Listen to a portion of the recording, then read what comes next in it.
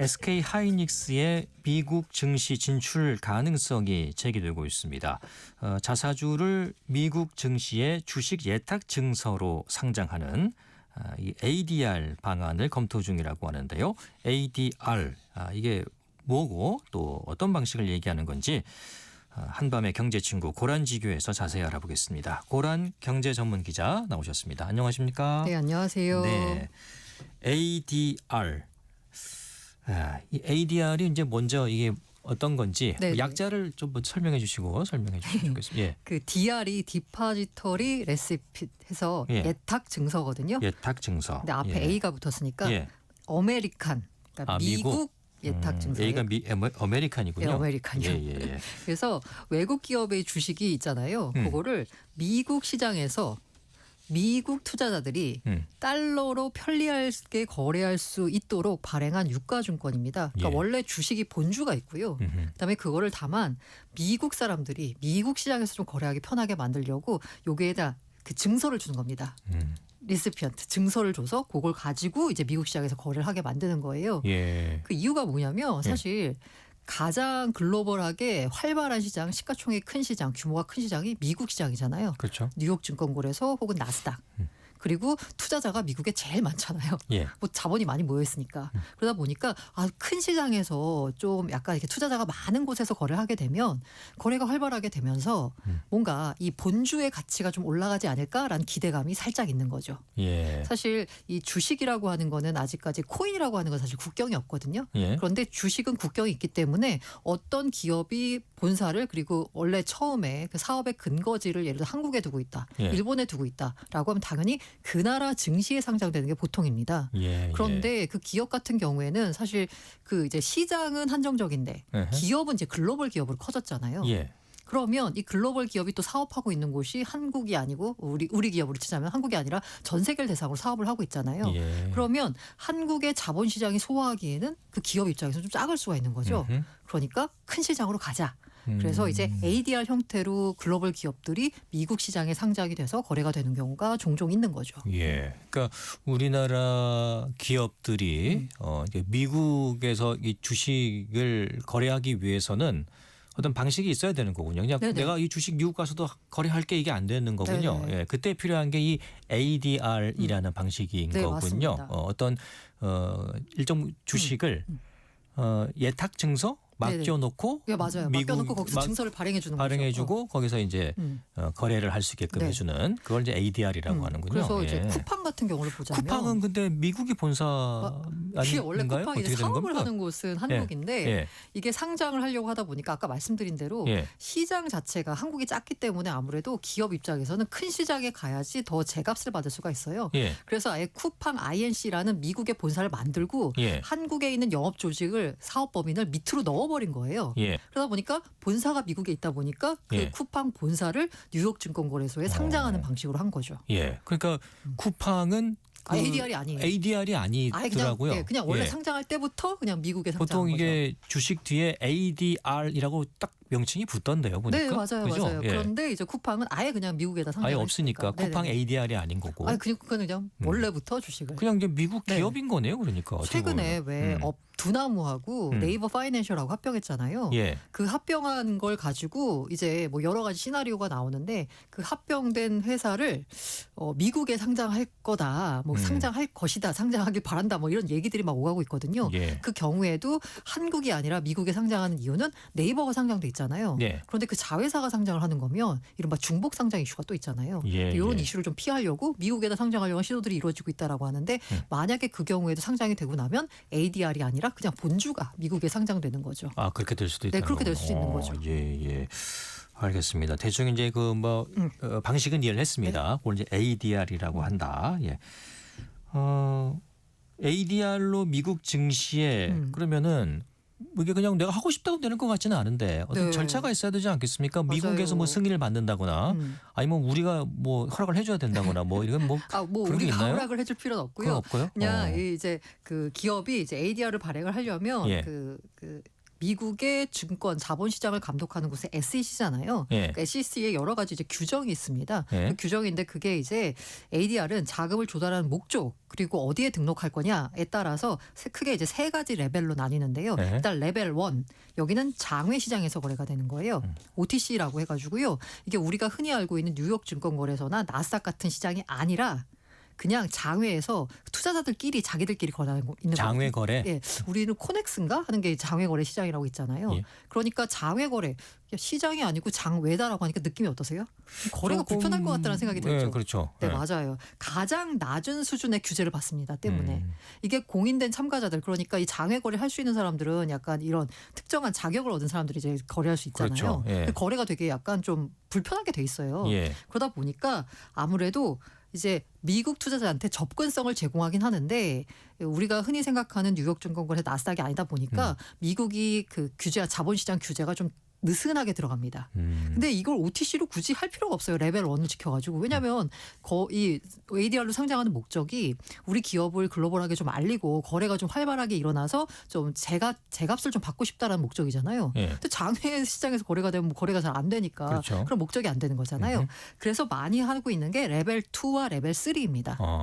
참고로 레벨 3 같은 경우가 우리 기업들이 가장 많이 상장하는 방식인 거고요. 예. 지금 하이닉스는 정확하게 나오지 않았는데 레벨 2 방식으로 할 것 같아요. 차이가 뭐냐? 예. 레벨 2, 레벨 3는 다 뉴욕 증권거래소나 나스닥에 상장하는 겁니다. 예. 이거는 각자 기업이 원하는 그 시장이 어디냐에 따라서 뭐 상장을 하겠죠. 네. 그런데 레벨 2와 레벨 3의 결정적인 차이는 뭐냐면 레벨 2는 신규 자금 조달이 불가능합니다. 레벨 2는 네. 그리고 레벨 3는 신규 자금 조달이 가능해요. 가능하고. 네. 그러다 보니까 자 레벨 2와 3를 봤을 때 어디가 규제가 셀 것 같으세요? 3가 세겠죠. 3가 세겠죠. 신규 자금 조달하려는. 신규 자금 조달 누구한테 하는 거냐면 미국 투자자들한테 하는 거잖아요. 그러다 보니까 미국 증권 감독 당국이 더 세게 들어가는 거예요. 그래서 여기는 규제가 굉장히 세요. 그게 뭐 신규 주식을 발행할 수 있는 맞습니다. 그런 겁니까? 그래서 레벨 2는 그냥 원래 갖고 있던 주식을 그냥 미국에 있는 예탁 기관에다 맡기고 거기다 ADR을 발행해서 그 주식을 가지고 거래할 수 있게 만든 신규 거예요. 주식 발행 없이. 없어요. 지금 하이닉스가 아직까지 뭐 정해진 것도 없고 이게 다 없기 때문에 썰로 나오는 얘기는 자사주를 갖고 있는 물량이 있거든요. 예. 그거를 이제 그 ADR에 활용을 하겠다라는 얘기가 지금 슬슬 나오고 있어요. 자사주를. 예. 어차피 자사주는 시장에 돌아다니는 물량이 아니잖아요. 예. 그러니까 그거를 그냥 미국에 놓고 이렇게 이제 해서 우리 기업 가치를 좀 이건 높여보겠다. 설입니다. 어쨌든. 썰입니다. 썰. 예. 그리고 팩트는 아니에요. 레벨 3는 자금 조달이 가능하다는 얘기는 신주를 발행해요. 그러니까 유상증자 방식으로 신주를 발행해서 그걸 가지고 미국에서 거래하겠다라는 거죠. 예. 레벨 2하고 레벨 3하고 조금 차이가 크네요. 말씀 들어보니까. 네, 맞아요. 예. 그거는 그 회사가 원하는 방식으로 네, 하는 되죠. 건지 아니면은 말씀해 주신 SEC에 허락을 해줘야 되나요? 회사가 원하는 방식으로 하면 되는데 예. 다만 그렇게 했을 때 레벨 3로 했을 때는 더 엄격한 규제를 받게. 규제를 덜 받느냐? 뭐 좀 아주 세게 받느냐. 더 많이 받느냐 차이군요. 그러니까 레벨 3 정도로 하면 그냥 미국 증시에 상장하는 것과 거의 동일한 수준의 규제를 받는다라고 보시면 돼요. 주식도 발행할 수 있고 투자도 유치할 수 있고. 네, 그러다 보니까 그 레벨 3 같은 경우에는 이게 기업 입장에서는 신규 자금 조달이니까 좋잖아요. 예.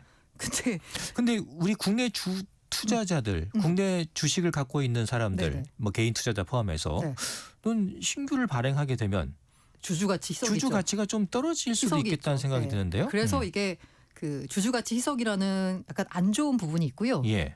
근데 이걸 또 이제 또 긍정적으로 조금 보자면 그래서 미국 시장의 밸류로 이 ADR이 재평가를 받으면 본주에도 영향을 줄 수 있다는 거죠. 그러니까 투자가 잘 되고 주식이 또 신규가 잘 되면은 더 효과가 생길 수도 있는 거 아닙니까? 그런데 이제 앞서 말씀드린 신주 발행이니까 기존 주주 입장에서는 주주 가치 희석이 되고요.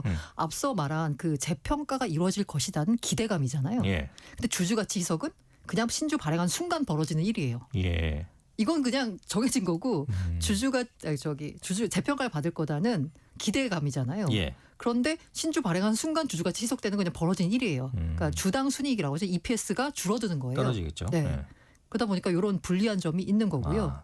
약간의 장도 있고 단도 있고 뭐 좀 혼자 하는 것 같습니다. 예. 아무튼 하이닉스는 잘 모르겠습니다만은 2단계 아까 말씀해 주신 신주를 발행하지 않는 방식으로 자사주를 활용하는 방식으로 갈 네. 것으로 지금 뭐 예측은 되고 있다. 네. 설입니다 이거. 팩트가 아니기 때문에 저기 좀 말씀도 조심스러운 거예요. 굉장히 중요하기 때문에. 그래서 예. 약간 논란이 되는 거예요. 예. 왜냐하면 근데 주가가 좀 지난주에 많이 오른 이유가 이제 ADR 네. 발행 소식이 설이 전해지면서 주가가 좀 많이 근데 뛰었잖아요. 이것도 이제 이게 약간 양면이 있는 게 예. 앞서 말씀드렸는데 ADR을 가게 되면 어쨌든 미국 시장에서 미국 투자자들이 거래하게 되는 거니까 주가가 이제 재평가 받지 않느냐. 사실 미국 시장 평균 PER 그 주가를 얼마 그 가치를 쳐주느냐 하는 예. 그 지표 우리보다 있잖아요. 많이 쳐주잖아요. 한 25배 되거든요. 예. 우리는 10배 왔다 갔다 뭐 이렇게 하고 있어요. 예. 그러다 보니까 그런 얘기 하잖아요. 단순하게 삼성전자가 미국 시장에 상장됐으면 지금보다 주가가 2배는 될 거다. 뭐 이런 두 배는 얘기 더 돼. 하잖아요. 그런 걸 이제 기대하고서 ADR 한다니까 주가가 반응을 했어요. 그런데 이걸 뜯어보면 이것도 또 쉽지가 않은 게 뭐냐면 약간 논란이 되는 이유가 뭐냐면 아까 제가 자사주를 활용한다라는 방식이 유력하게 뭐 나오고 있다라고 했잖아요. 예. 정해진 건 아닌데 아까 말한 대로 신주를 발행하게 되면 주주가치 희석이라는 약간 그런 단점이 있습니다.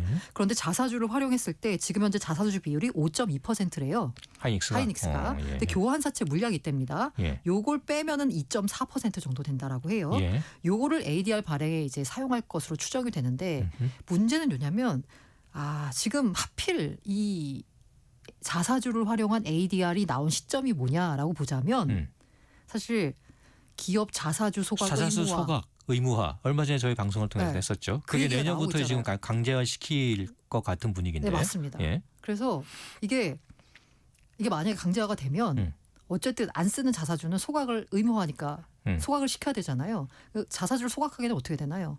내 주당 가치가 올라가게 되잖아요. 예. 그런데 약간 그거 소각하기 싫으니까 혹시 ADR을 발행을 해서 예. 자사주를 장기간 보유하거나 소각하지 않고도 활용할 수 있는 방안으로 이 ADR을 얘기한 거 아니냐라는 이제 또 논란이 나오는 거죠. 그런 논란도 또 있군요. 야, 물론 논란입니다. 논란입니다. 예, 이건 뭐 주식시장이라는 게 워낙 논란이 많기 때문에 논란입니다. 논란입니다. 이거는 이제 결국 또 너무 이렇게 단정적으로 얘기할 수 절대 아니라는 그 말씀을 다시 한번 드리겠습니다. 예, 말씀드린 대로 자사주를 만약에 그렇게 ADR로 상장하게 되면 하이닉스 주가 재평가 받을 수 있어. TSMC가 대표적이거든요. TSMC가 이제 대만의 네, 반도체 회사인데 회사고 대만의 본주 TSMC도 ADR이 있지요. 근데 TSMC가 가장 성공적인 ADR인데 그래요. TSMC가 본주가 있잖아요. 예. 대만에. 그리고 ADR 형태로 미국에서 거래가 되잖아요. 예. 근데 미국의 거래량이 더 많아요. 미국이 예, 본주보다. 그 정도로 완전히 잘 진짜 되고 뭐 완전 글로벌이군요. 네, 맞아요. 하긴 글로벌 회사는 맞죠. 네. 네. 아무래도 대만의 사실 증시가 거의 뭐 TSMC 시가총액이 거의 예. 절반 차지하고 TSMC 빼고는 뭐 없죠, 아는 거의. 회사가 없거든요, 별로 그렇게. 그러다 예. 보니까 거의 미국 시장에서 거의 이제 뭐 대부분의 투자자들이 사실 뭐 글로벌 투자하다 보니까 그런 예. 효과가 있는데 그래서 만약에 대만의 TSMC처럼 성공하게 되면 예. SK 하이닉스의 주가가 재평가를 받을 수 있다라는 기대감이 있거든요. 예. 그런데 이것도 아까 말씀드린 대로 이건 기대감이잖아요. 예. 근데 자사주 소각을 하게 되면 주당 가치가 바로 올라갑니다. 그죠? 그렇죠. 네. 예. 자사주 소각은 그 의무화가 돼가지고 만약에 소각을 해야 된다라고 보면 소각하는 순간 바로 주식수가 주니까 바로 예. 올라가거든요. 주당 예. 가치가. 그런데 이 ADR 상장을 통한 주가 재평가는 기대하는 거잖아요. 예. 실제로 벌어질지 어떨지는 알 수 없어요. 예. 물론 지금 분위기 봐서는 아마 재평가 받을 수 있다라는 분위기가 시장에 퍼진 것 같아요. 뭐 워낙 지금 잘 나가니까요. 네, 그렇기 때문에 ADR 상장한다는 얘기가 나오니까 주가가 6% 상승 반응하기도 했는데 말씀드린 대로 요런 약간 장단점이 있다. 양면성이 있군요. 네, 맞습니다. 예. 이해했습니다. 네네. 이제. 그런 게 또 있었군요. 예. 우리나라 기업들 다른 기업들 중에서 ADR을 발행한 기업은 어떤 기업들이 있는지, 네. 예, 그 기업들은 어떻게 좀 잘 됐는지도 궁금하고요. 예. 대표적으로 이런 기업들이 다 고스트 스탁이라는 얘기를 듣고 있어요. 고스트 스탁 거래가 안 돼가지고. 안 돼요. 네. 뭐 제가 알기로 뭐 이게 KT 맞아요. 보이지 이게 않습니까? 제가 예. 조사를 해봤는데요.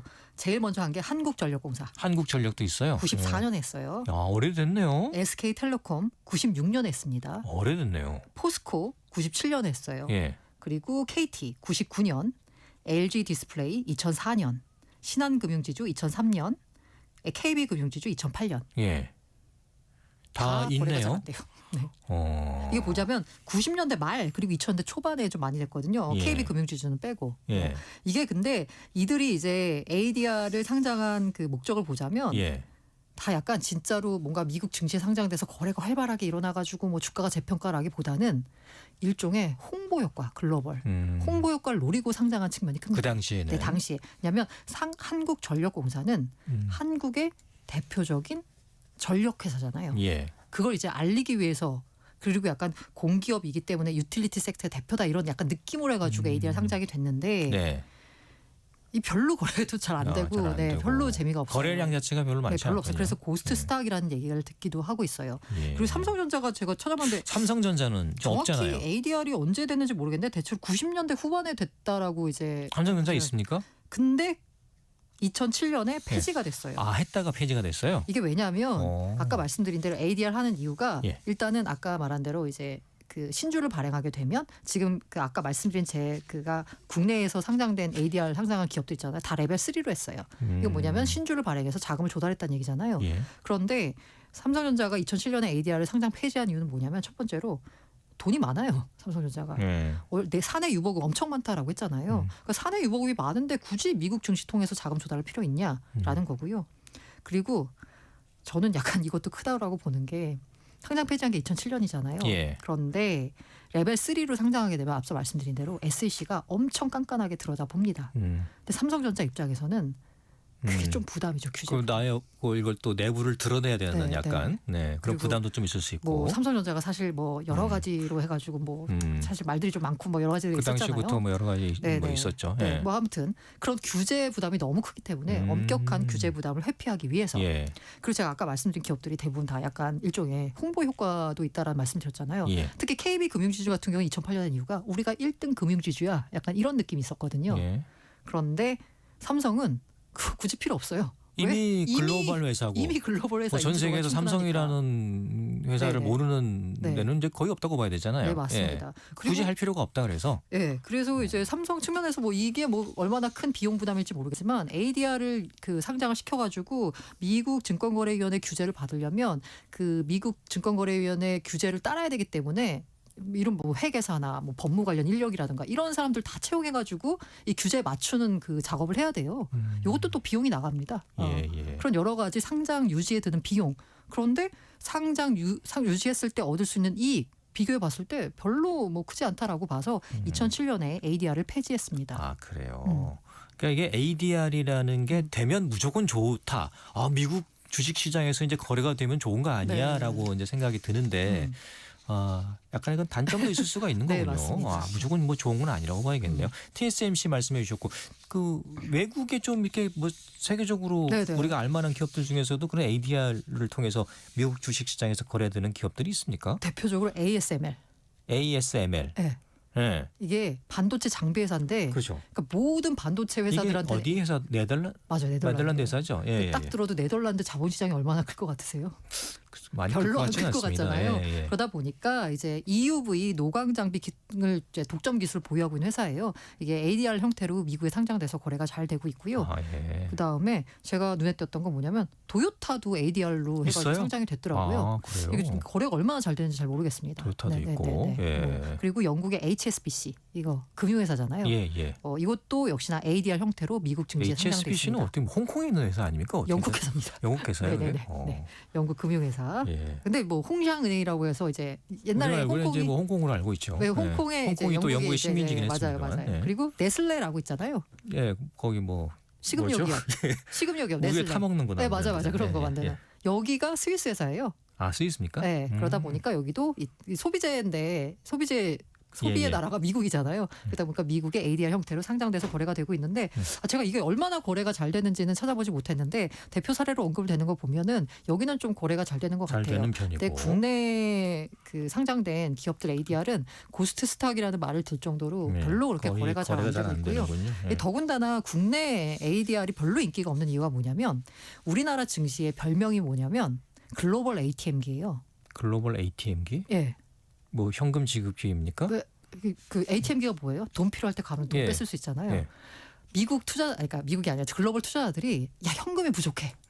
지금 뭐 여러 가지 뭐 어떤 식의 이제 유동성 문제가 생겨서 위기 상황이 발생했어요. 현금이 부족해.